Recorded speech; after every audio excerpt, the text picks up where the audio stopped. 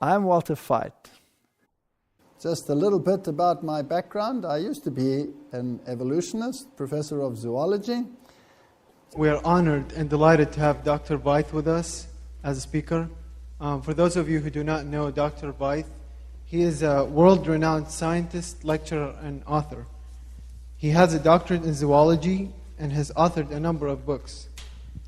Dr. Veith has lectured to standing room-only crowds around the world on findings in science, nutrition, and disease. Diabetes, this is an interesting one. Insulin-dependent diabetes, that's type 1 diabetes or childhood onset, is linked to dairy products. Cow's milk linked to diabetes. In Lancet Medical Journal in 1999, they found that new evidence published Friday adds weight to a controversial theory that feeding cow's milk to babies may cause them to develop diabetes in later life, the Lancet Medical Journal said. A young age at introduction of dairy products and a high milk consumption during childhood may increase a child's risk of developing juvenile diabetes, the journal Diabetologia, 1994. So how come it causes diabetes? What was the theory behind that? Again, it's linked to the protein.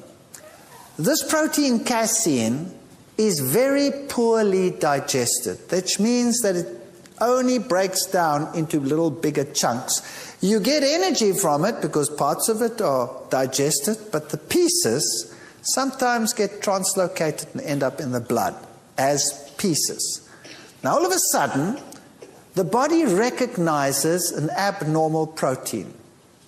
And it just so happens that cow's casein has an amino acid sequence in one part of the molecule which is very similar to the amino acid sequence on the beta cells of the pancreas.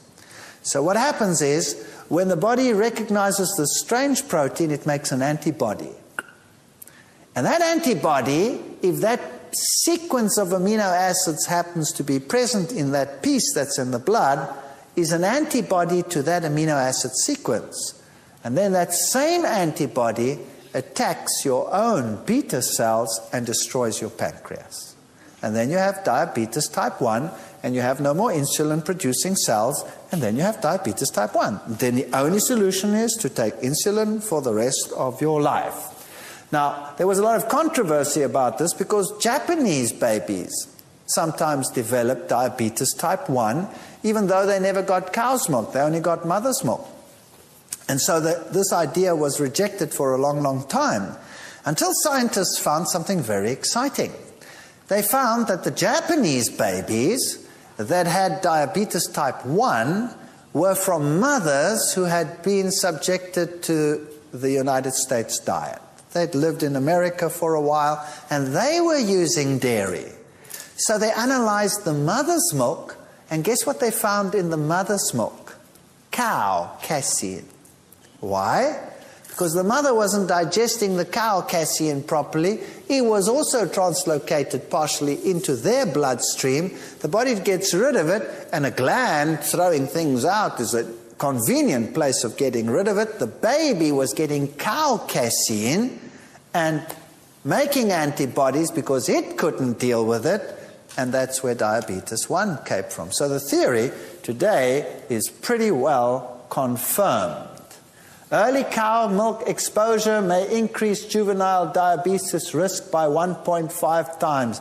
Early studies already showed this. Diabetes does not occur in diabetes-prone rodents reared on a diet free of cow's milk for the first 2 or 3 months of life, indicating that cow's milk protein can trigger the disease. The New England Journal of Medicine reported that in 1992 already. They've known this for years.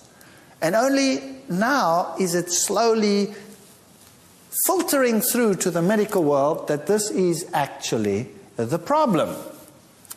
Researchers from Rome and London said they studied 47 patients who had recently developed insulin-dependent diabetes and found that 51% of them had immune cells that grew and replicated when exposed to a protein called beta-casein. Comes from cows. Found in cow's milk. Only 2.7% of healthy people in a control group had immune cells that reacted to the cow's milk protein. So there you have it.